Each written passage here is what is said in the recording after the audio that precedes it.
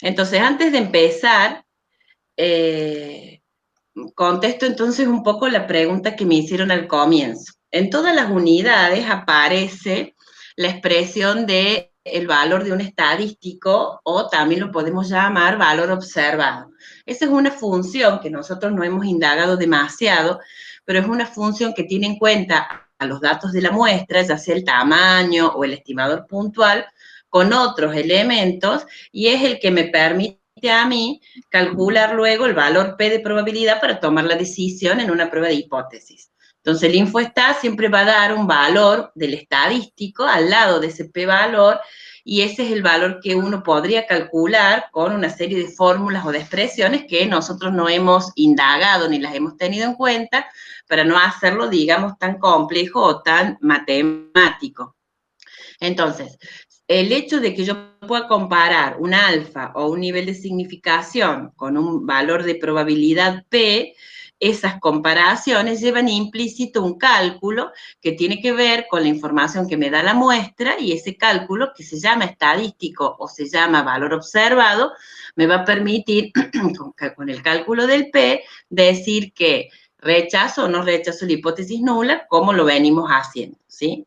También les decía que esta parte de supuestos que nosotros no vimos en detalle, digamos, pero que mucha literatura, el que tenga más intenciones de profundizar o de indagar, lo puede buscar, permite que yo defina diferentes estadísticos según se cumplen o no se cumplen determinados supuestos de los datos.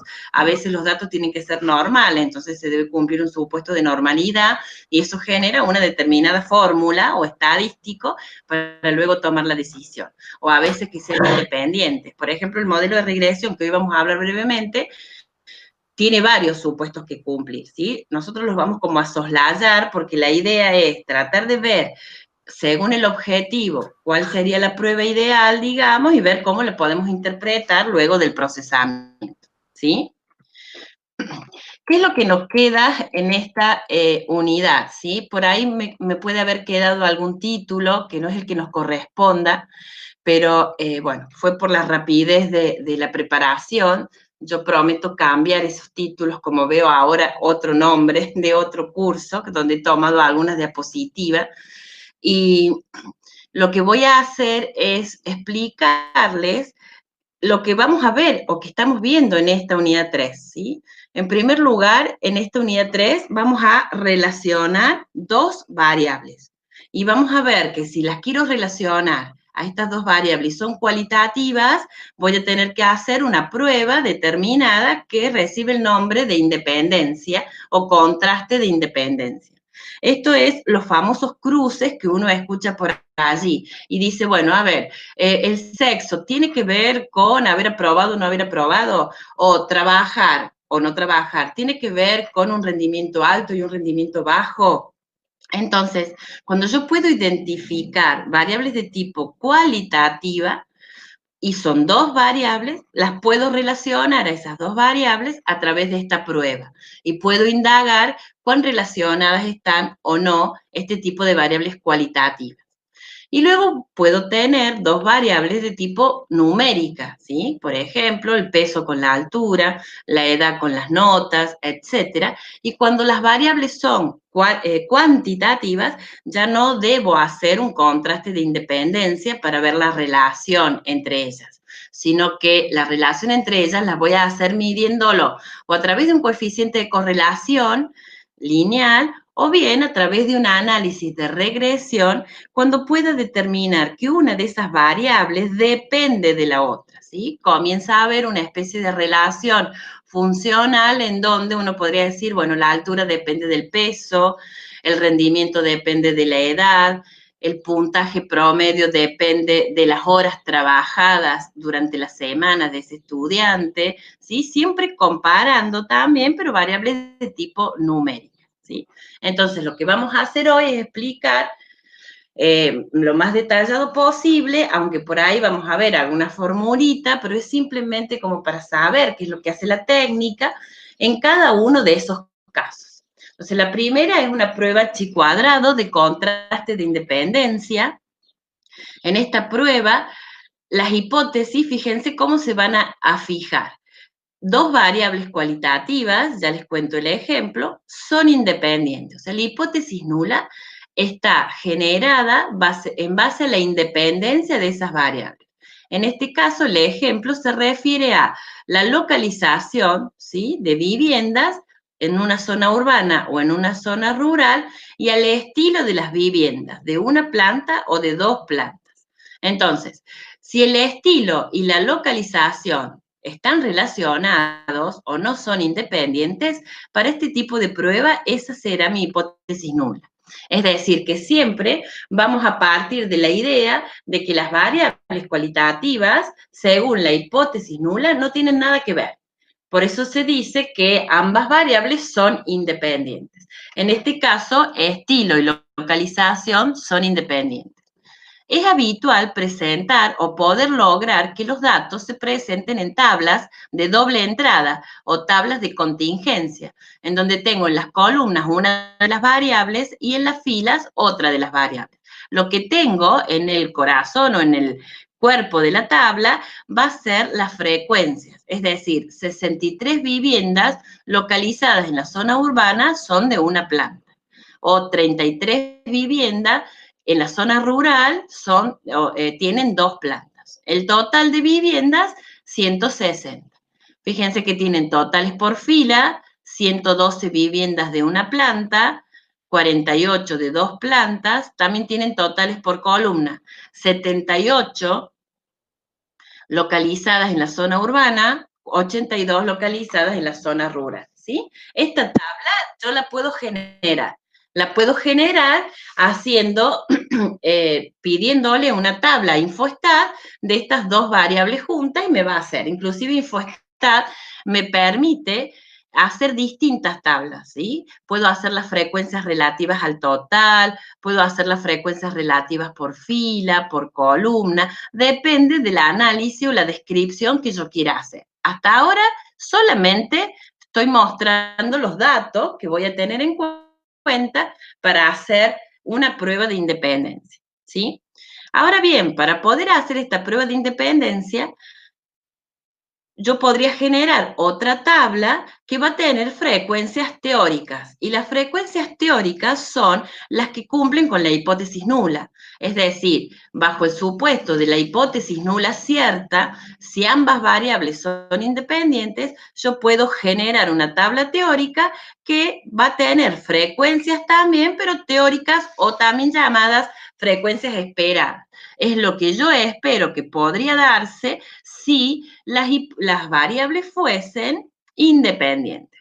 Fíjense que los totales columnas, los totales filas y el total general se mantienen y la forma en que esto se hace, si bien lo va a hacer el software, es multiplicando los totales marginales y dividiendo el total general. Por ejemplo, este 54,6 se obtiene haciendo 78, que es de la columna a la que pertenece esa celda, por 112, que es el total de la fila a la que pertenece esa celda, dividido 160. ¿Sí? Por ahora es una regla, la vamos a usar así, tiene su explicación en la independencia. A ver si puedo admitir. Ahí está. Bien.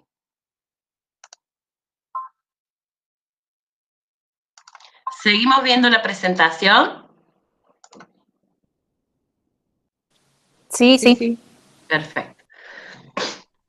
Entonces, digo que la base que tiene esta forma de cálculo tiene que ver con la independencia de eventos y tiene que ver con algunas otras cuestiones, ¿sí? Que hacen a la probabilidad y a la teoría de la probabilidad que nosotros no hemos indagado en ese sentido, por lo tanto, siempre que yo multiplique estos totales y los divida por el total, de alguna manera lo que estoy diciendo es que hay independencias. Uy, ¿qué pasa hoy? ¿Nos hemos dormido? A ver si tengo a alguien más. ¿No? Bien. Entonces, ¿cómo funciona esta prueba? Lo que hace es comparar las frecuencias reales, las observadas, las que me dan los datos, con estas frecuencias teóricas que yo voy a tener, y en función de nuevo, un valor P de probabilidad que se calcula en base a un estadístico, acá este estadístico está calculado y da este valor, ya vamos a ver en la salida del InfoStat que este valor va a estar dado, y un punto teórico o un punto crítico donde uno compara y toma la decisión. Nosotros no hemos utilizado esta metodología, pero esto es equivalente a tener un p-valor y un alfa. Entonces, si el p-valor resulta ser más pequeño que el alfa, que es lo que va a suceder en este caso, yo voy a decir que el estilo y la localización, entonces, no son independientes, porque voy a rechazar la hipótesis nula. ¿Sí? La conclusión es la misma que hemos venido teniendo o trabajando con las otras pruebas de hipótesis. Nada más que en este caso debo tener en cuenta cómo están explicitadas las hipótesis para la prueba en particular. Siempre, y este es un buen consejo, cuando uno toma la decisión de rechazar o no rechazar una hipótesis nula, debe tener en claro cuáles son las hipótesis que ha planteado. Acá las hipótesis están siempre planteadas de esta manera. No importa cómo el enunciado o la consigna va a indicar, siempre y cuando uno quiera ver cuánta relación hay entre dos variables de tipo cualitativa, o sea, si están o no relacionadas, voy a hacer esta prueba y voy a poner ambas variables son independientes versus la alternativa que no lo son. El valor de probabilidad pequeño. Perdón, ¿puedo hacer una pregunta antes que se me pase? Entonces nosotros siempre, porque yo siempre tengo dudas en cómo plantear la hipótesis nula, porque digo, si me equivoco y planteo mal la hipótesis nula, después me sale todo mal. Entonces, como regla, yo podría plantear siempre una hipótesis nula que las dos variables son independientes. O sea, ¿eso estaría bien si yo hago eso? Siempre van a ser así.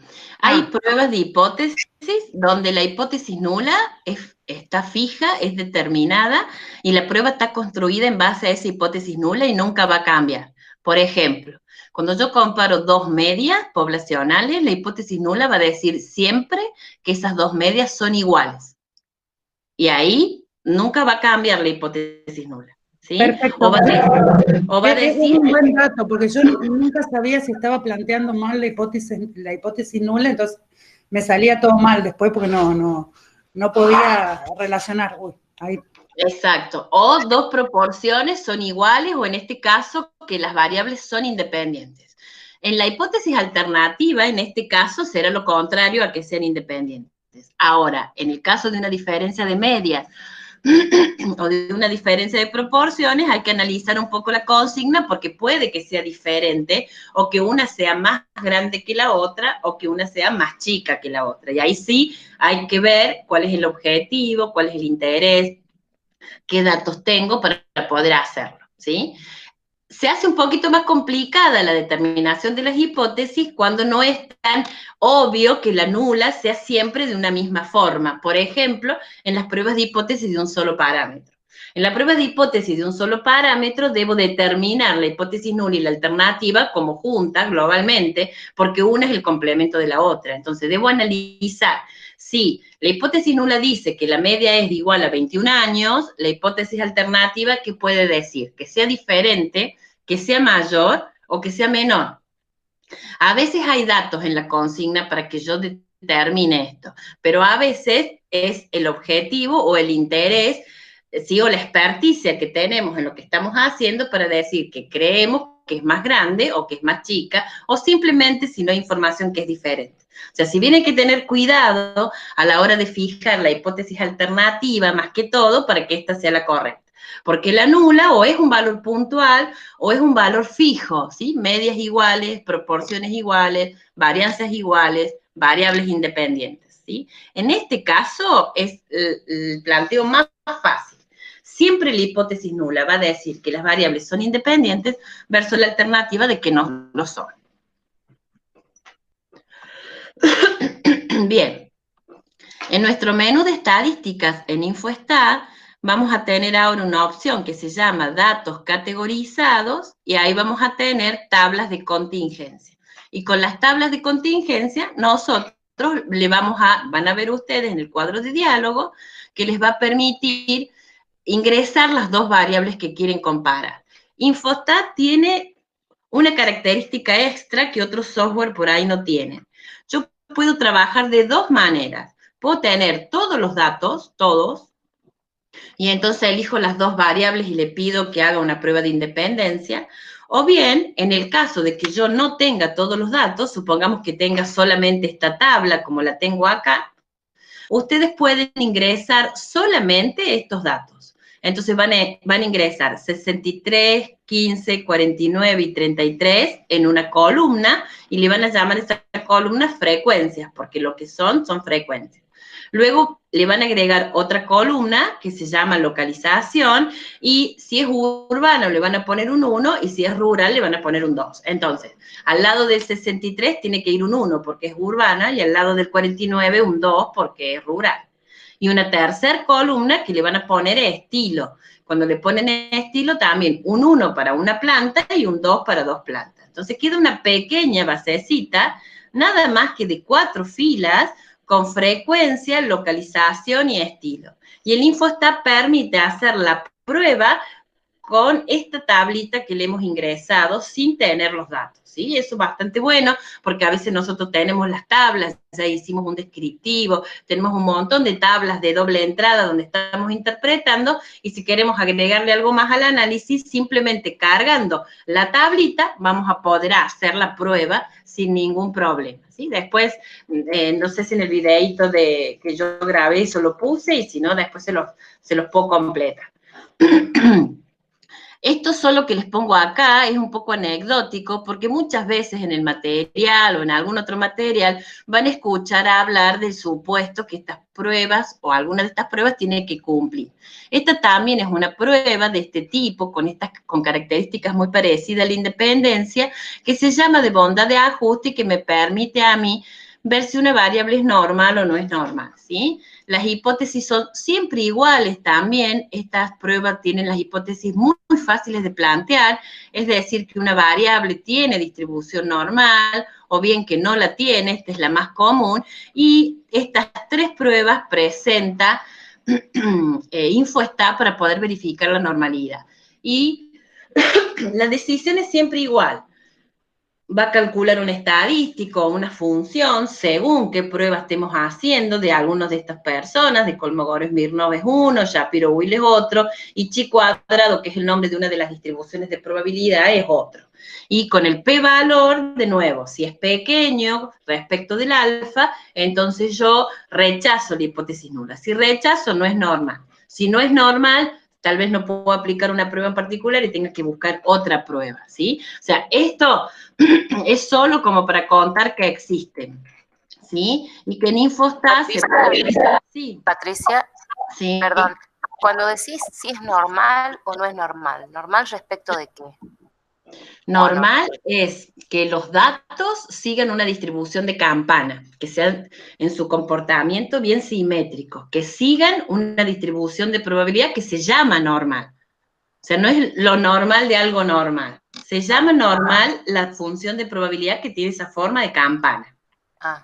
Que en algún encuentro anterior yo se los dibujé y se los mostré. Sí. Bueno, esa forma es un modelo de probabilidad, ¿sí? Los modelos de probabilidad teórico tienen distintos nombres en función de las características que van teniendo las variables, ¿sí? Entonces puedo tener variables que sean tiene o no tiene, o sea, más de tipo discreta o de tipo quali, o bien numéricas o continuas, y entonces según el comportamiento. Todas las pruebas que nosotros vemos, la T para una media, la diferencia de la comparación de medias y todas las que vemos cumplen con su puesto. Entonces, un poco de contarles esto porque a veces van a encontrar que tiene que ser normal. ¿Qué quiere decir que tiene que ser normal? Que la variable que estamos relevando, que está en nuestra base de datos, tiene un comportamiento con sus frecuencias de una normal, o sea, bien agrupados los elementos en el centro, pocos elementos en los extremos, o sea, que tenga esta forma como de campana, que es la campana de datos que representa la normalidad de los datos. Entonces, no importa el lateral derecho ni el lateral izquierdo, importa la que sea como simétrica, digamos, la campana. Claro, porque lateral derecho, lateral izquierda lo define los valores del parámetro respecto a un valor teórico que yo creo que tiene. Y el valor del parámetro es único y fijo, o sea, no tiene que ver con los datos observados de la muestra. Muchas veces los datos que yo recojo no son normales, o para que sean normales tiene que ser una variable numérica, ¿no? O sea, edad, sueldos, horas trabajadas, notas, porque necesita calcular parámetros que solo tienen las variables numéricas. Las cualitativas no tienen promedio, no tienen varianza, sabemos que no. Entonces, solamente tiene que ser numérica. Ese comportamiento a veces no es así. Por ejemplo, típicamente la variable sueldos o la variable ingresos es asimétrica derecha, porque la mayor cantidad de individuos en cualquier muestra ganan menos y la menor cantidad de individuos son los que pueden llegar a tener salarios muy altos que la hacen asimétrica derecha, o sea, con pocos sueldos, digamos, o sea, con pocas personas con muchos sueldos. Entonces, es asimétrica, es común, es habitual en nuestros países, en nuestras regiones que eso suceda. Entonces, yo necesito tener muchos datos, un tamaño de muestra lo más grande que pueda, porque con un tamaño de muestra grande, todas estas distribuciones no simétricas se van aproximando a una normal, ¿sí? Hay teoremas que así lo avalan. Por eso es que, digamos que todo en algún momento decimos tiende a la normal o debe tener una distribución normal, ¿sí? Esto se hace por una prueba común o se hace por un gráfico, ¿sí? Acá yo les he puesto que Infostal les da el ajuste de Kolmogorov o la de Shapiro-Wilk, que son como las pruebas más comunes, pero repito, no vamos a tener que hacer nada respecto de esto, pero por lo menos tener una idea de que cada vez que se habla de la normalidad o de que una variable tiene que tener distribución normal, se refiere a eso, a que los datos recogidos tengan un comportamiento simétrico, como tendría un modelo de probabilidad teórico que recibe el nombre de modelo de probabilidad normal. La otra forma de ver la normalidad, que Infostat también lo hace, es con un gráfico. Un gráfico que se llama de QQplot, y el gráfico lo único que hace es, en una línea de 45 grados, comparar lo observado con lo teórico o lo esperado. Si los puntos, como acá, están bastante alineados a la recta de 45, es porque los datos tienen distribución normal. Y si los puntos están bastante desacomodados, tengo un montón por debajo, otro poco por arriba, otro poco dispersos por acá, es porque probablemente para esta variable, justamente una variable sueldo, no existe distribución normal, ¿sí? Entonces, un poco porque muchos materiales lo van a tener y a lo mejor les puede llegar a servir o necesitar según sus trabajos finales, entonces por lo menos ver dónde está, qué lo hace, también se puede buscar, indagar y profundizar en cualquier otro libro, inclusive en el material de Infostat. Entonces, ¿por qué se los cuento ahora? Si esto no está relacionando variables, que es el objeto de esta unidad 3, porque es un tipo de prueba muy parecido al contraste de independencia. Trabaja con lo observado y trabaja con lo esperado según la hipótesis nula.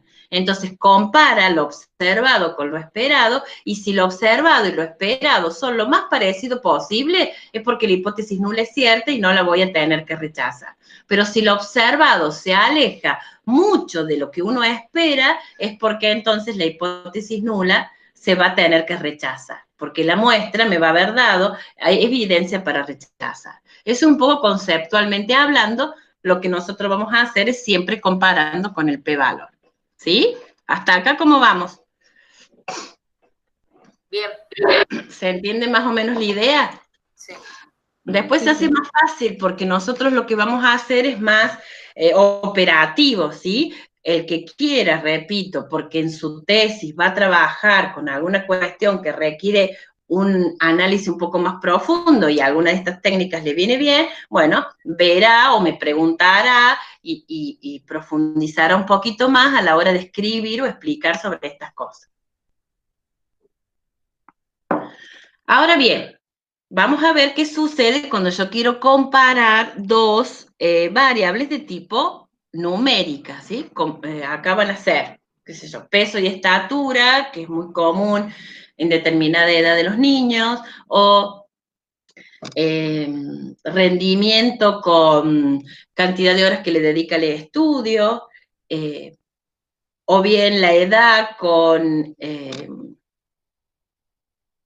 el rendimiento, distintas cosas. Puede tener relación, puede no tener relación, y eso es lo que vamos a indagar acá.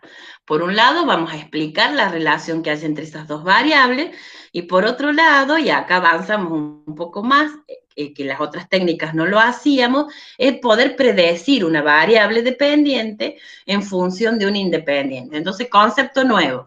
Tengo dos variables numéricas, a una la voy a considerar o la voy a llamar dependiente y la otra va a ser independiente. La que es dependiente se le suele llamar Y o y esa Y depende entonces de una X o varias X. Nosotros solamente vamos a ver el modelito simple que tiene una sola variable independiente.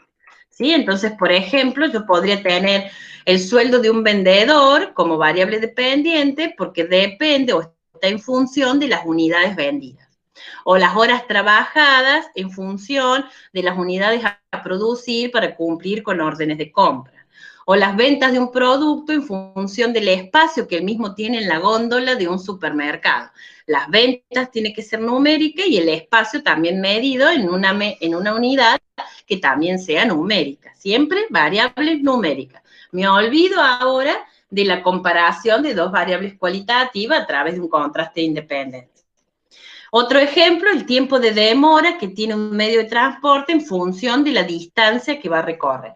O el número de entrevistas que una consultora en investigación de mercado puede realizar en función de la experiencia del encuestador medida en semanas de trabajo.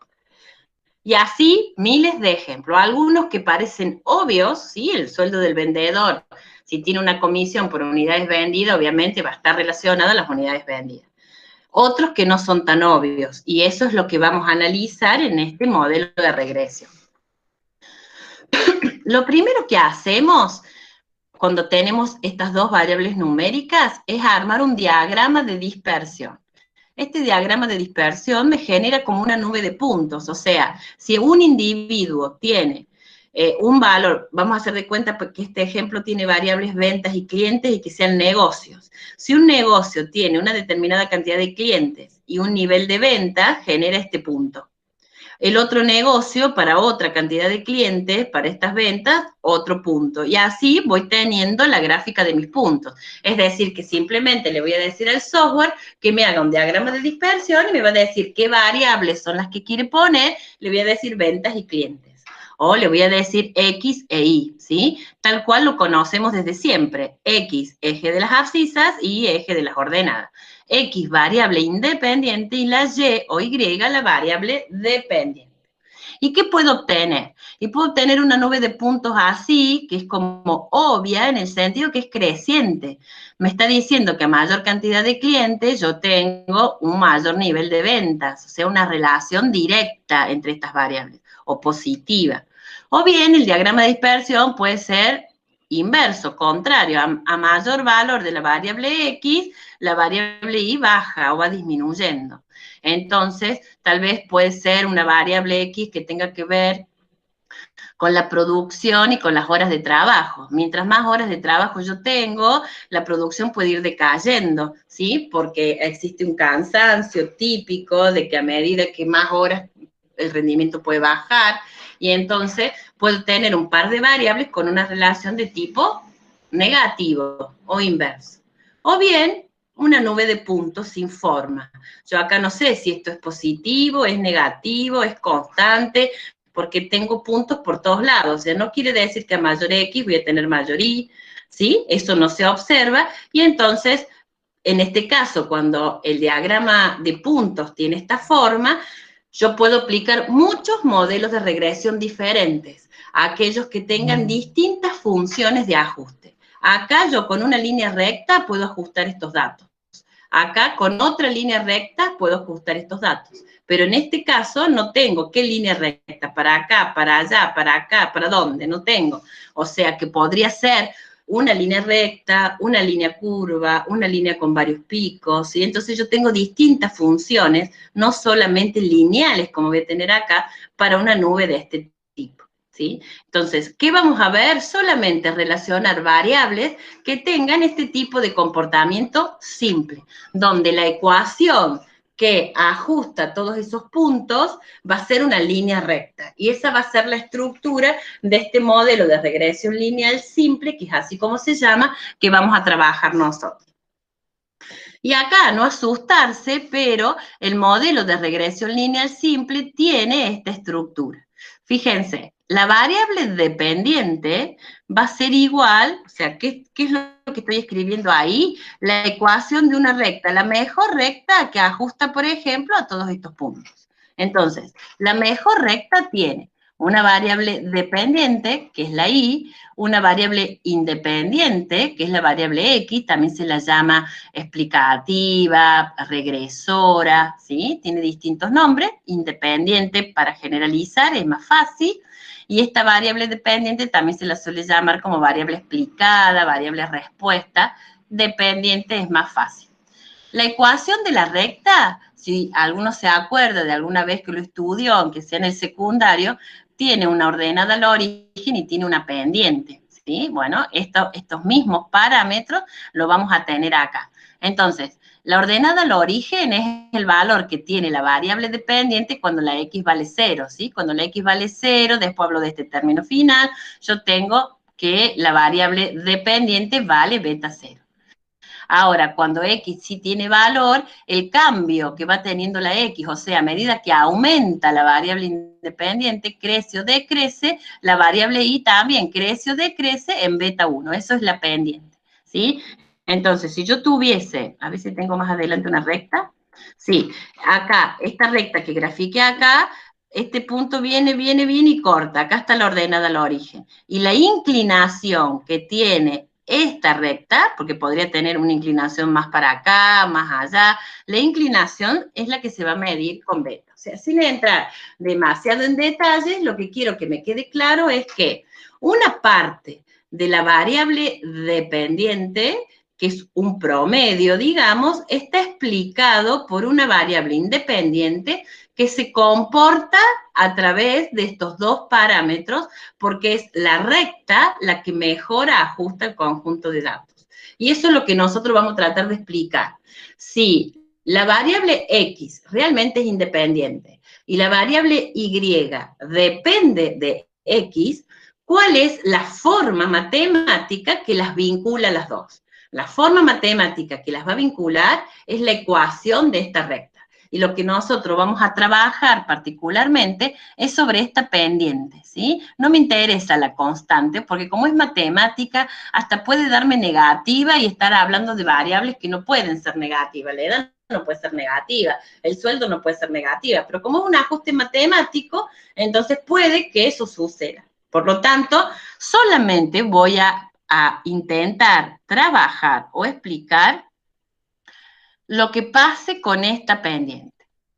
Acá aparecen los modelos un término de error aleatorio y este término lo tienen todos los modelos. Y es una manera teórica y simbólica de ponerlo en el modelo que estamos considerando. Esta estructura se le suele llamar en estadística modelo, porque estamos explicando algo con otras cosas a través como de un modelo teórico. Y como usamos los datos de una muestra, entonces hay un error aleatorio, que es el error el que no puedo manejar. Ojo que no es ni error de estimación, ni nada de lo que hemos visto, sino que es una parte de lo que tiene la población que la muestra nunca va a captar, y entonces es un error aleatorio, que está ahí, ese error aleatorio tiene sus características y demás, que nosotros no nos vamos a meter allí.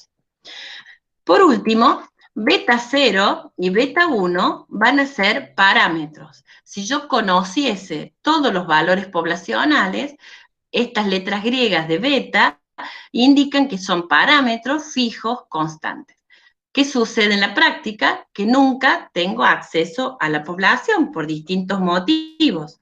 Por lo tanto, los voy a tener que estimar a estos parámetros. Y para estimar esos parámetros se suele utilizar la B minúscula sub 0 o sub 1, según sea la constante o según sea la pendiente, ¿sí? Entonces, esta estructura queda reducida a la ecuación de una recta común, como alguna vez vieron, variable dependiente depende de la variable independiente y la forma de la relación está dada por la ecuación de una recta, con una constante y con una pendiente, digamos. Esto se le pone el sombrerito como notación porque es un valor estimado y el valor estimado, también llamado valor predicho, es una forma bastante común de encontrarlo en los modelos de regresión, ¿sí? La forma de encontrar el B0 y el B1 se hace tratando de que la recta, esa que va a ajustar o que se va a acercar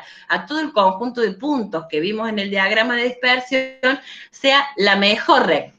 ¿Y cuál es la mejor recta? Y bueno, teóricamente hablando, la mejor recta es la que haga que estos errores aleatorios estimados o también llamados residuos sean lo más chiquitos posible, ¿sí? Entonces, mientras menor error aleatorio tengo, quiere decir que la mayor parte del modelo va a explicar la variable y una menor proporción que no se va a poder explicar, que queda dentro del error aleatorio, tiene que tratar de que este error sea lo mínimo posible, ¿sí? Estos son como conceptos para entender, digamos, lo que hace el modelo de regresión. Por supuesto que todo esto nosotros cuando lo apliquemos no lo hacemos, pero es la, digamos, la base un poco conceptual que subyace en este modelo. Todos los modelos en estadística pretenden explicar la varianza de alguna manera. O sea, tratar de decir que el error aleatorio o el residuo sea lo más pequeñito posible es que haya poca variabilidad, digamos, entre los datos. Mientras más variabilidad, más varianza, más posibilidades de error, más impreciso el modelo, etc. Entonces, esto se los cuento, digamos, porque para entender luego la salida que nos va a hacer el software cuando queramos explicar esto. Ustedes ya conocen lo que es la varianza. Vieron que la varianza es una suma de desvíos o de diferencias que tiene cada valor de la variable respecto del promedio y para quitarle el efecto del símbolo lo elevamos al cuadrado. Esa suma de desvíos o diferencias al cuadrado lo dividimos por n o por n-1 porque es un promedio. Y de esa manera medimos la variabilidad. Ese mismo concepto nos vamos a quedar solamente con el numerador y ese numerador se va a llamar suma de cuadrados total acá en regresión. El numerador de la varianza que nosotros conocemos es la suma de cuadrados total. ¿Y qué es lo que mide? Mide la diferencia entre cada observación y su media. Acá gráficamente tomé un puntito cualquiera. Esto que hago con este puntito lo puedo hacer con todos, y si quiero comparar el puntito cualquiera, que es un valor observado, con la media, que la puedo calcular a la media de la variable y trazo esta línea, esta llave grande, ¿sí?, en términos de numerador de la varianza, sería la suma de cuadrados totales o la que representa la variabilidad total.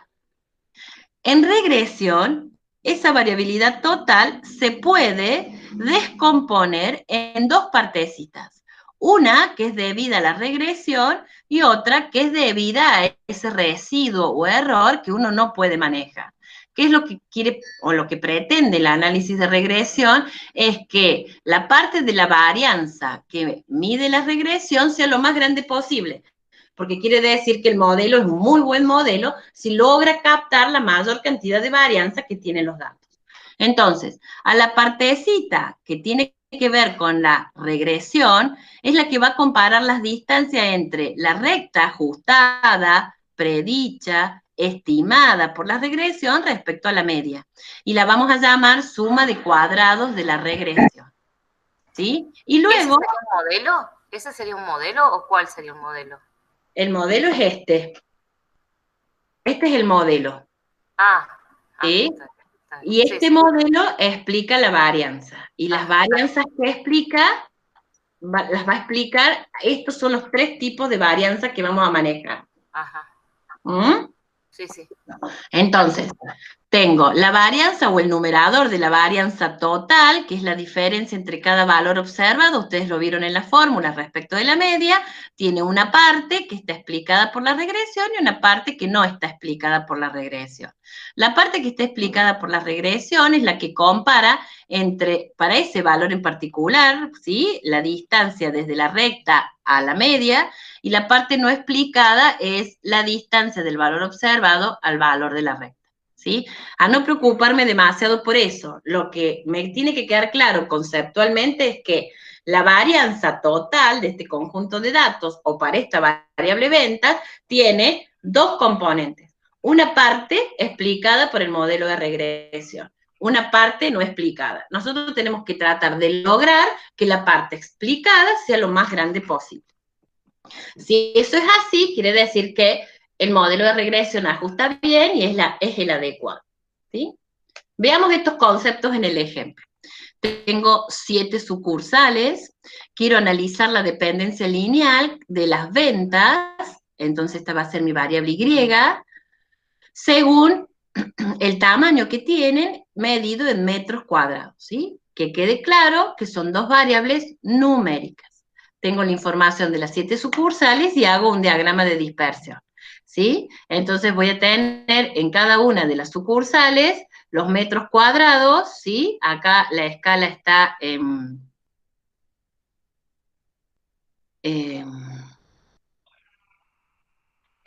o sea, la escala está acá como redondeada, en eso no se hagan problema, o sea, miremos nomás el gráfico de dispersión, después cuando lo hagan en InfoStat van a aparecer, es como que acá se han redondeado los valores o están estandarizados, por eso, no preocuparse por la escala, lo que sí voy a tener 7 puntos, 1, 2, 3, 4, 5, 6, 7, donde voy a tener para cada valor de estos metros cuadrados las ventas, ¿sí? Entonces voy a tener, digo porque por ahí al decir 1, 2 nos confundimos un poco, por ejemplo, 1726 sería por acá, cercano al 2, y 3681 puede ser que este puntito sea la sucursal 1. Y así con todas las sucursales, ¿sí? Esto lo va a hacer el software. Y primera observación, parece que hay una tendencia creciente o positiva de los datos, como que a mayor cantidad de metros cuadrados, las ventas aumentan. Y a propósito, lo remarqué porque hay una sucursal que es como que fuese la más grande de todas, que tiene un nivel de ventas bastante alejado. Esto es para que tengamos cuidado, porque a veces tener estos valores que se alejan tanto de los restantes puede hacer que hagamos el análisis con todos los valores y después hagamos un análisis sin ese valor, para ver si este no está influenciando demasiado el comportamiento de la mayoría de los demás, ¿sí? Tiene que ver un poco con el concepto de este valor atípico, este valor que se aleja y que hay que analizar qué sucede en ese caso. Acá voy a trabajar con las 7 sucursales, voy a decir que observo una relación directa positiva, que a mayor valor de X, mayor valor de Y. Luego el software va a hacer las estimaciones y me va a decir cuál es la mejor recta que ajuste este conjunto de datos. Y la recta es esta. Esta es la pendiente, o sea, esta es la inclinación que tiene. Si esta recta continuara y cortara al eje de las Y, sería la ordenada al origen. Y el software me va a dar esos valores. Me va a dar el valor de esa ordenada al origen y me va a dar el valor de la pendiente. En realidad, a mí lo que me interesa es el valor de la pendiente. No me interesa, no es interpretable estadísticamente en la mayoría de los casos el valor de la constante. Solo me interesa esto. ¿Y qué voy a decir? Voy a decir que la pendiente poblacional ha sido estimada por este valor puntual de 1,487. Significa que por cada incremento unitario que tenga la variable X, o sea, en este caso unitario es 1 metro cuadrado en el tamaño de la sucursal, las ventas van a aumentar también porque es positivo en 1,487. Esa es la interpretación de esta pendiente, ¿sí? Por cada cambio unitario de la variable independiente X, y aumenta en este valor de B sub 1, que es 1,487.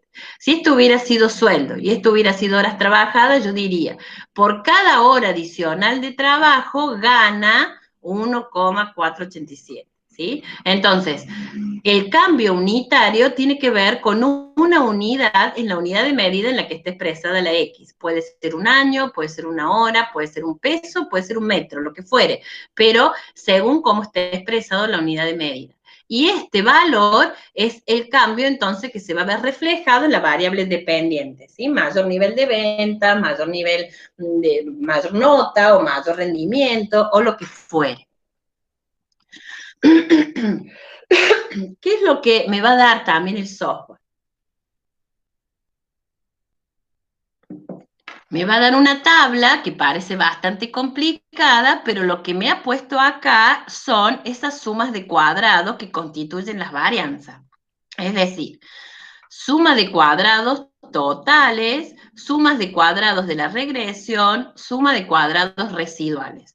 Cada una de estas sumas de cuadrados tiene una determinada cantidad, se llama así, de grados de libertad, ¿sí? No me voy a meter con los grados de libertad porque para poderles explicar qué son, necesitamos estudiar un poco de teoría de probabilidades y entonces me voy a quedar solamente con este concepto. Grados de libertad es algo parecido a cantidad de observaciones menos algunas cosas que estadísticamente se usan para corregir. Por lo tanto, los grados de libertad van a ser los denominadores de estas varianzas, de estos numeradores de varianza. Si yo divido esta suma dividido 1, obtengo una varianza. Si divido esta cantidad dividido 5, obtengo otra varianza, ¿sí? Estas son las varianzas que me van a calcular el valor del estadístico que se traduce en un p-valor y esto es lo que a mí me está interesando. Este p-valor me va a permitir a mí rechazar o no rechazar una hipótesis. ¿Y cuáles son las hipótesis en un análisis de regresión? La hipótesis nula es decir que la pendiente es 0. ¿Qué querrá decir que la pendiente sea 0? Que no hay relación entre la X y la Y. Si la pendiente poblacional es 0, no existe una relación lineal entre X e Y. Es decir, Y no depende de X o X no influye en Y. Siempre va a ser así. Siempre la hipótesis nula va a establecer que la pendiente es 0. La hipótesis alternativa, al contrario, va a decir que la pendiente es distinta de 0. Es decir, que sí hay relación. Acuérdense que en el contraste de independencia, también en la hipótesis nula decíamos que hay independencia, y en la alternativa no hay independencia, hay relación. Bueno, acá conceptualmente es igual. En la hipótesis nula no hay relación, la pendiente es 0. La hipótesis alternativa va a decir, no, sí hay relación, la pendiente es distinto de 0. En estadística, en estos modelos, a esa pendiente distinto de 0 se la suele llamar como pendiente significativa. O sea, realmente la variable que está acompañando, ¿sí?, a esa pendiente significativamente influye en la variable Y. O Y depende de esa variable X, ¿sí? Y esto se hace comparando el P con el alfa. Entonces, suponiendo que yo tengo un alfa del 5%, este p-valor es mucho más pequeño que el alfa. Entonces, ¿qué voy a decir? Que si el p es menor al alfa, yo rechazo la hipótesis nula. Si rechazo la hipótesis nula, es porque entonces es cierto lo que dice la alternativa. Es decir, la pendiente es distinta de 0. La muestra ha dado evidencia para decir que la pendiente es distinto de 0, que la pendiente es significativa, o, con otras palabras, que los metros cuadrados sí influyen en el nivel de ventas. O que el nivel de ventas depende significativamente de esos metros cuadrados. ¿Hasta acá cómo vamos? Bien, bien. Sí, más o menos. O sea, fíjense que... Seguimos haciendo la comparación del p-value. Siempre.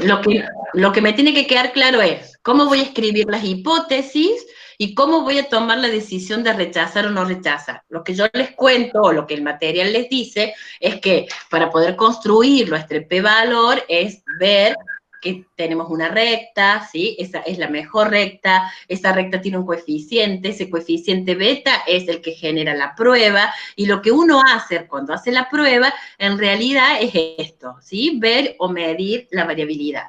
Va a tener el software dos salidas, me va a mostrar esta y me va a mostrar estos coeficientes que calculamos acá, y van a ver que los p-valores de ambas tablas son iguales. Por lo tanto, con una u otra salida yo pruebo estas hipótesis y esta es, digamos, la prueba fundamental para este modelo de regresión. Otras dos cosas que me va a dar la salida y que son importantes de leer. Uno es el coeficiente de determinación y correlación, que se suele denotar con R al cuadrado, minúscula o mayúscula, lo van a encontrar, y lo que compara es la suma de cuadrados de la regresión con la suma de cuadrados totales. Y este porcentaje, mientras más cercano a 1, ¿qué está diciendo? Que la regresión ha logrado explicar la mayor cantidad posible de la variabilidad total. Si fuese 1, es porque la explicó a toda. Pero en este caso explica el 94%, o sea que el ajuste es muy bueno. Esta es una medida que dice que el ajuste lineal que hemos hecho con esta recta es muy bueno. ¿Y por qué es muy bueno? Porque la parte de la variabilidad total que la regresión logra explicar es cercana al 100%, es el 94%. Entonces, un R cuadrado que sea mayor a un 70%, digamos, va a decir que el ajuste es bueno.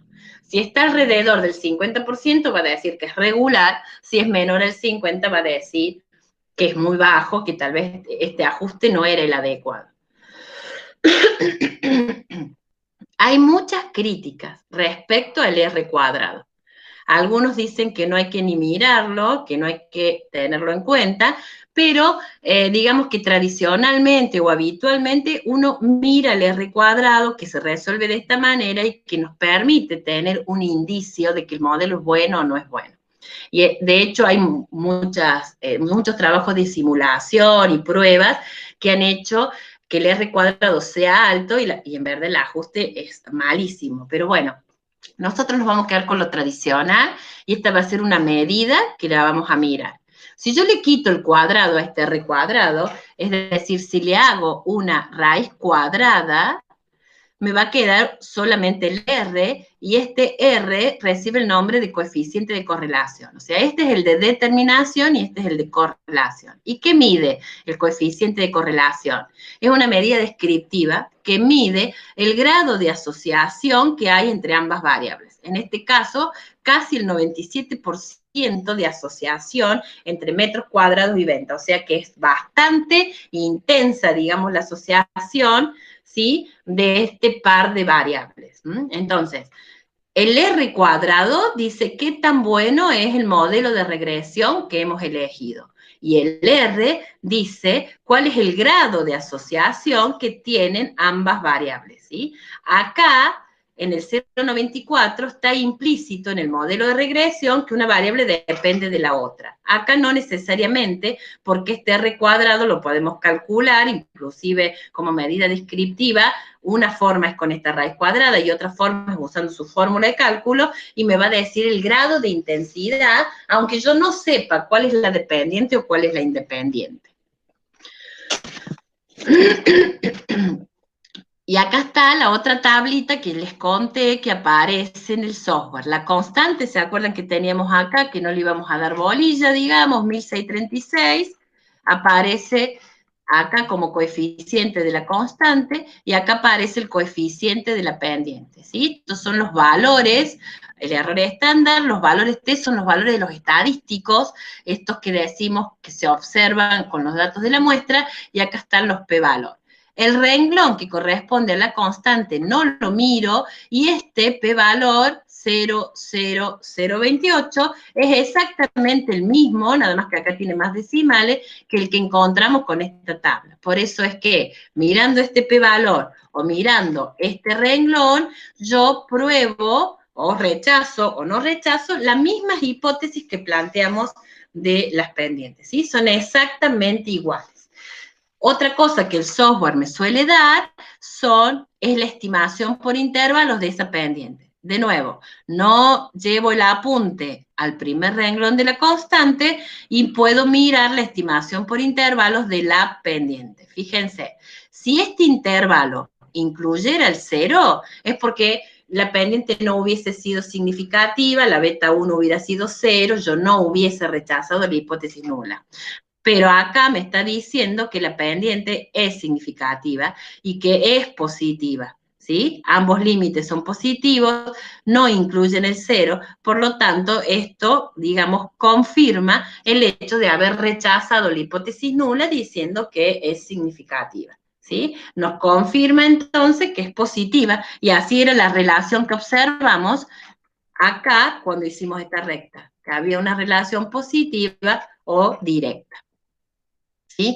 Entonces, ¿qué es lo que me va a pasar o qué es lo que vamos a hacer cuando hagamos un ejercicio? Le vamos a pedir a Infostat, en estadísticas, que haga un análisis de regresión lineal, le vamos a poner qué variable consideramos dependiente, qué variable consideramos independiente, y me va a dar todas estas cosas que tengo acá. O sea, acá están separadas, pero me va a dar el diagrama de dispersión, si yo le digo que me lo dé, me va a dar esta tabla para esta prueba de hipótesis de la pendiente, me va a dar esta tabla, ¿sí?, que tengo acá, completa con la estimación por intervalos, si yo se lo digo o si no, no, y donde voy a tener la misma conclusión, y me va a dar en un cuadrito estas medidas, ¿sí?, estos coeficientes que ayudan al análisis. ¿Sí? Y de esa manera es como vamos a determinar si hay una relación o no la hay entre variables numéricas. ¿Sí? ¿Cómo vamos? Bien. ¿Preguntas? No, o sea, es la misma, es el mismo, cuando vos dijiste recién lo primero que hacemos, ¿sí? Todos estos pasitos es lo primero que hacemos, digamos, o sea, es esto es un solo análisis que nos va a Infostat, digamos. Exacto, es un solo análisis que es lo que uno tiene que mirar. ¿Sigo compartiendo la pantalla? ¿Ven mi Infostat? Sí. Bien.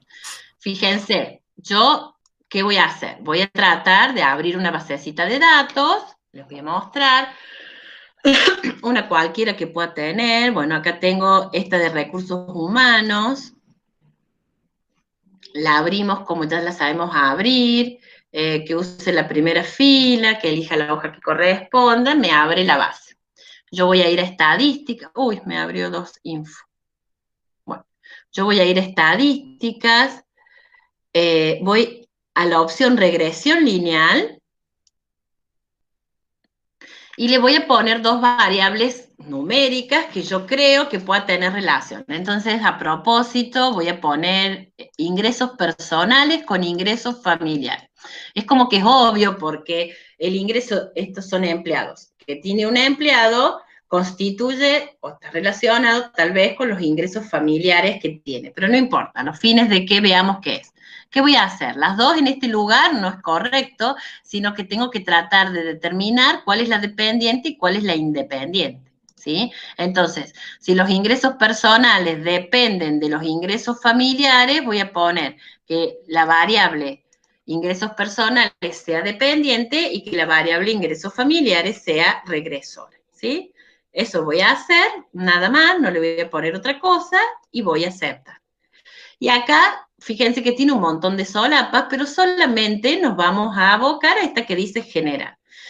¿Quiero que me muestre los coeficientes de regresión y los estadísticos asociados? Sí, porque de esta manera puedo interpretar esa pendiente, ese 1,487 que me dio para el ejemplo. La tabla de análisis de la varianza es la tablita de las sumas de cuadrados. Sí, siempre está marcado por defecto porque eso también me da el mismo p-valor para que yo pueda interpretar si está correcto o no. ¿Sí? Luego me dice algunas opciones donde queda la ordenada al origen que la va a poner, ¿sí? Que es ese renglón que digo, no lo voy a leer, pero queda por defecto. Hay un método de estimación, que en este caso es mínimos cuadrados, es un método que lo vamos a dejar, y todo lo otro que dice diagnóstico, polinomio, hipótesis, selección de modelos, no va nada, ¿sí?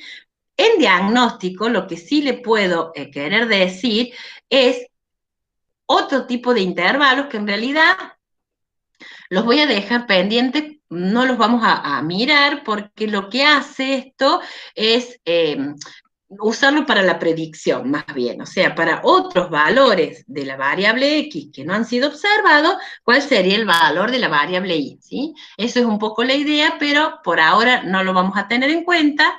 Fíjense que esto que queda por defecto acá es para la verificación de los supuestos. Yo lo voy a destildar a esto, ¿sí? No voy a calcular nada, solo el ajuste, ¿sí? Cuando digo que me deje el ajuste, es que me muestre la recta, ¿sí? Esta de ajuste de los datos. Y si yo acepto, voy a encontrar, fíjense, ingresos familiares, ingresos personales, estos puntos son muchos acá, 100 puntos, es mi diagrama de dispersión donde hay de alguna manera una leve tendencia de que a mayores ingresos familiares, mayores ingresos personales. Y esta es la recta, la mejor recta para este conjunto de datos. ¿Sí? O sea, el software ya me presenta esa situación. Y ahora, sí. ¿Por qué dijiste que los ingresos personales dependían del familiar? Yo hubiera dicho al revés, que el familiar depende de cada uno de los ingresos personales que entran en una casa. Sí, yo inventé, o sea, tal vez el ingreso personal depende del ingreso familiar, porque tal vez decido trabajar menos horas porque tengo en la casa gente que trabaja más horas y entonces mi ingreso, lo pensé así, pero es como para mostrarles cómo funciona, ¿sí?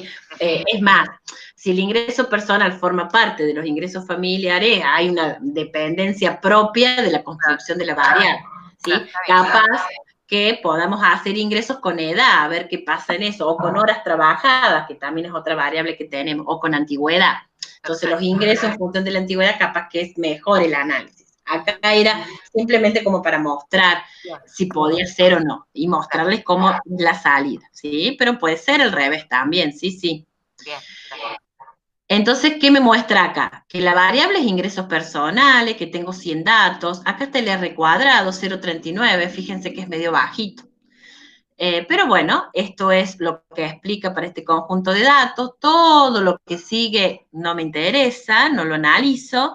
Acá tengo el coeficiente de regresión, ¿sí? La constante, 10,20, y el ingreso familiar, 0,50. Este 0,50 es el que interpreto diciendo que por cada cambio del ingreso familiar en una unidad de medida, que podrá ser 1 peso, 1.000 pesos, o como te he expresado, va a aumentar los ingresos personales en 0,50. ¿Sí? Me da los límites de confianza, fíjense, positivo los dos, y me voy a fijar en este valor de P.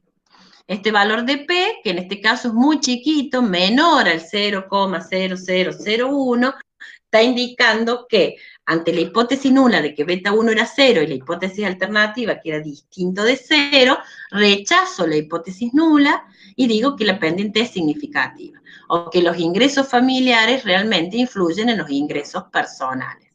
¿Sí? Lo que sigue son otras medidas para otros criterios y otros objetivos, no lo miro, y la tabla de análisis de la varianza es la que les conté que tiene que ver con los numeradores de varianza, los denominadores, la varianza, el estadístico, y si bien hay dos, porque es un modelo de regresión lineal simple, dos modelos que se repiten, en realidad este que nombra la variable, ¿sí? Es como el renglón que a mí me interesa, cuyo p-valor es exactamente el mismo que tengo acá. Si bien el estadístico, fíjense que acá dice T y acá dice F. Son diferentes en cuanto a fórmula de cálculo porque son dos distribuciones de probabilidad diferentes pero relacionadas. Esta se llama T de Student, esta se llama F de Snedeker, son distintos estadísticos, pero a la hora del cálculo de la probabilidad son idénticos, ¿sí? Porque están relacionados. Por eso es que puedo mirar una tabla o la otra para poder decir qué sucede con la hipótesis, ¿la rechazo o no la rechazo? ¿Sí? Y esta es, digamos, la prueba para relacionar esas dos variables que son de tipo numérico. ¿Más o menos se entendió? Sí, sí. Por supuesto que fíjense que esta parte tiene bastante explicación como técnica o matemática, que el objetivo no es tenerlo, porque eso involucra conocer otros temas, ¿sí? Que nos van a llevar más tiempo, pero sí por lo menos ver que yo puedo hacer esta relación, si a mí me interesa hacerlo en mi estudio, en mi trabajo final, en otra materia y demás, es como todo, profundizo esa técnica y ahí sí ya nos podemos meter un poco más en los supuestos que tiene que cumplir, en cuántos datos tengo que recoger y en todas esas cuestiones para poder, digamos, trabajar con la técnica en particular.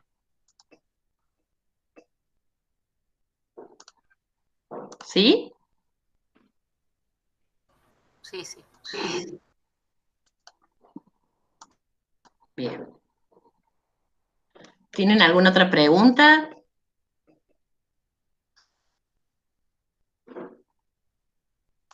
¿Sí? Les cuesta. Sé que a algunos les está costando un poco más que a otros, que es un poco más difícil, pero bueno, la idea es eso, a practicar y tratar, tal vez volviéndolo a leer, al material, volviendo a escucharme, y me van preguntando todo lo que a medida que vayan avanzando van viendo.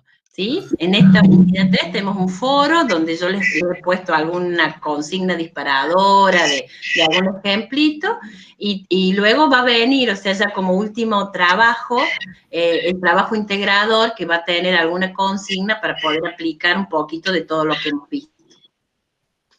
Sí. Profe, una pregunta, quizá me perdí un poquito, ¿no? O sea, depende de nosotros ubicar la variable en X y la variable en Y, digamos. ¿Qué variable va en X, qué variable va en Y? Como dijo la compañera, puede ser al revés también. Claro, porque eso también va a depender de lo que vos estés, digamos, interesado en saber. Si vos querés determinar, si yo uso muchas variables sesgadas, digamos, por donde yo trabajo, por mi profesión de grado, hablo mucho de ventas, de sueldos, de horas, ¿sí?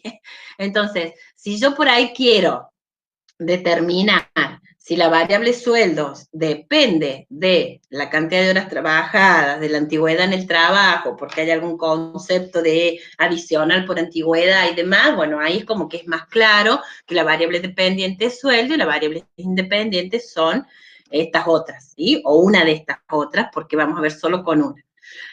Cuando es dudoso una cosa o la otra, vos fundamentas o decís cuál es tu relación de dependencia, ¿sí? Si, por ejemplo, tenemos las notas que los alumnos sacan en determinada materia y nosotros creemos que las notas son dependientes. Bueno, ¿de qué variable independiente les parece que puede depender las notas? Otra variable numérica, ¿qué se les ocurre? De los años trabajados en esa materia, de la edad, por ejemplo en inglés, de los años que Sí. tengan de estudio. O de la asistencia a clase también. Claro, puede ser entonces que dependa de la cantidad de días de asistencia a clase en un periodo, ¿sí? Para hacer la numérica, puede ser de la cantidad de años tal vez de estudio de inglés que haya tenido previos, puede tener que ver también con la cantidad de horas que le dedican o de tiempo que le dedican a estudiar, etcétera. Entonces, ahí la variable dependiente sería las notas como medida de muy discutido, ¿no? Pero como medida de rendimiento. Las notas como tal, de alguna manera, están reflejando si alguien acredita o no acredita, aprueba o no aprueba, podría ser, con todo el debate que hay por detrás, una medida de rendimiento. Bueno, eso podría depender de alguna de estas otras variables. Entonces, a veces está más claro porque, digamos, el experto en el tema es cada uno de ustedes de lo que quiere analizar, digamos, de esas variables, ¿sí? Entonces, en este caso, porque yo elegí dos variables, cualquier ingreso, y bueno, se dio a que una podía depender de la otra y también es válido, pero en la mayoría de los casos ustedes se dan cuenta cuál es la variable que quisieran explicar. Ese es un poco el concepto. La variable Y es la variable de interés para mí. Yo la quiero explicar y la quiero explicar en función de otra u otras variables, ¿sí? El simple es con respecto a una. Si yo quisiera con más, ya la regresión es múltiple y ya es un modelo más complejo, digamos, involucra otras cosas, pero también se puede hacer y también alguien puede tener interés y quiera mirar eso. Por ahora el simple es querer explicar una variable de interés en función de otra variable que me parece que va a explicar adecuadamente a esta variable de interés. ¿Sí? Sí, Profe, yo una pregunta que no tiene nada que ver, por ahí es una burrada, ¿no? Pero vimos para 2 variables cualitativas y vimos para 2 variables numéricas. Sí. Perdón si voy a preguntar una burrada. ¿Se puede hacer para una y una? O sea, ¿puedo para una que sea variable y otra numérica? No, o sea, cada prueba es para cada par de variables de ese tipo, pero si vos tuvieras una variable cualitativa y tuvieras una variable cuantitativa, como a la cualitativa no la podés transformar en cuantitativa porque tiene categorías, tiene o no tiene, o tiene algún tipo de categoría, lo que sí podés hacer cualitativa es la cuantitativa. Por ejemplo, si la cuantitativa es edad, podés armar 3 o 4 categorías de edades y entonces como que la transformaste en categórica y ahí podés trabajar con un contraste de independencia. De hecho, es muy común hacer rangos etarios, por ejemplo, y comparar, ¿sí?, con otra variable, ¿sí?, a ver el grado de asociación que tiene. Ah, bien. ¿Sí? Sí, se arma con la idea. Y ahí no hay relación de dependencia, ¿sí? O sea, simplemente veo de dependencia en el sentido de que una depende de la otra, sino que acá lo que se mide más tiene que ver con la relación, si existe o no, de esas dos variables. Ahí se hace prueba de independencia. Prueba de independencia, exacto. Y, profe, la clase anterior, ¿a dónde la puedo ver? Porque esa me la perdí. Y es la que más... Virginia es la que yo les mando el link y Virginia se los distribuye a ustedes. Hasta ahora tenemos 3 clases, ¿verdad?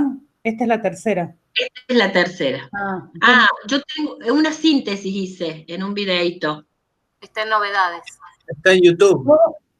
En novedades. En novedades, o sea, hay una clase larga que fue la de la unidad 1, después hay una clase que es también un poco larga, que es de la unidad 2, y luego yo hice una síntesis de 5 o 6 minutos, que eso está en novedades, y creo que esa sí la puse yo en novedades. Bueno. Te hago una pregunta que no tiene que ver y tiene que ver, porque estamos siempre con hipótesis nulas e hipótesis alternativas. La hipótesis alternativa, uno la hace antes, pero ¿no se podría hacer después con el resultado de la tabla? Porque ahí cuando vos rechazás o no, ahí te está dando una hipótesis alternativa. ¿Por qué la tenemos que hacer antes? No, las hipótesis... ¿Por qué la tenemos que plantear antes?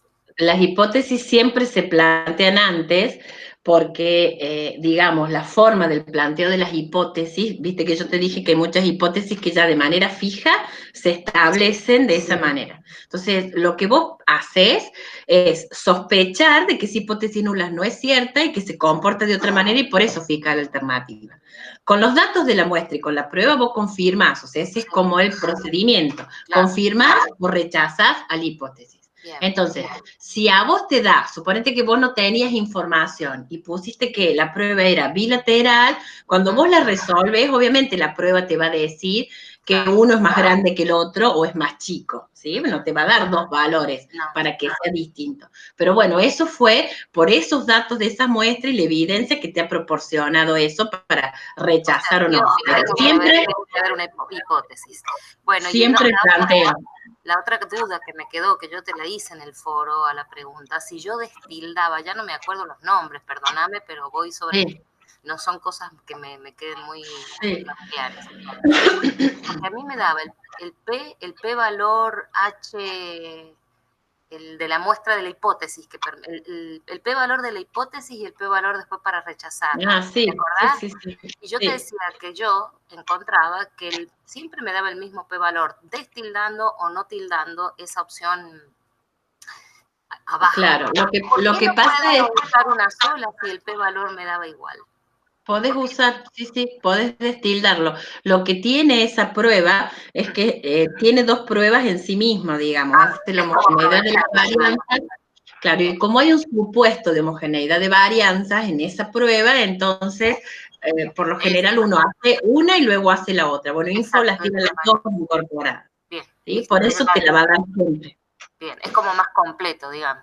Exacto, exacto. Es como que ya todos los software de alguna manera hacen las dos pruebas para decir, bueno, como y así está programado. Te muestra a vos que las varianzas no son iguales y lo resuelve como que las varianzas no son iguales con un estadístico. Claro. ¿Sí? Lo hace así, pero vos estás informado de que no son iguales y entonces haces estadístico. Perfecto. Si fuesen iguales, haría otro. ¿Sí? Por eso es que te da siempre lo mismo. Lo que pasa es que lo completa poniéndole ambas pruebas en la misma salida. Como por qué sería el p-valor distinto.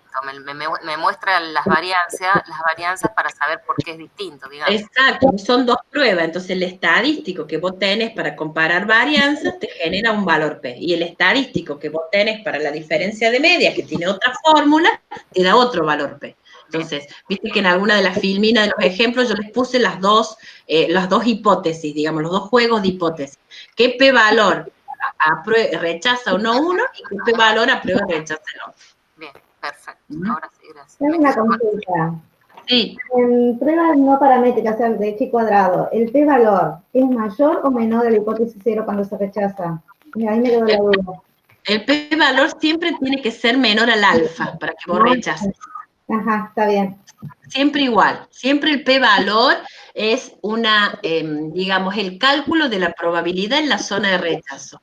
Sí, o que va a quedar que el estadístico caiga en zona de rechazo cuando ese p es chiquitito. Si fuese grande es porque el estadístico pertenece a la zona que está lejos del alfa. Entonces, es muy probable que sea verdadera. Entonces la hipótesis cero no se rechaza en ese caso. Si es menor, si el p-valor es menor, la hipótesis cero sería, no se rechaza, sería verdadera. Si el p-valor es menor que el alfa, vos rechazás la hipótesis nula. El alfa lo fijas vos. Ajá, y si el p-valor es mayor que alfa, aceptás la hipótesis nula. Exacto, no rechazas la hipótesis nula.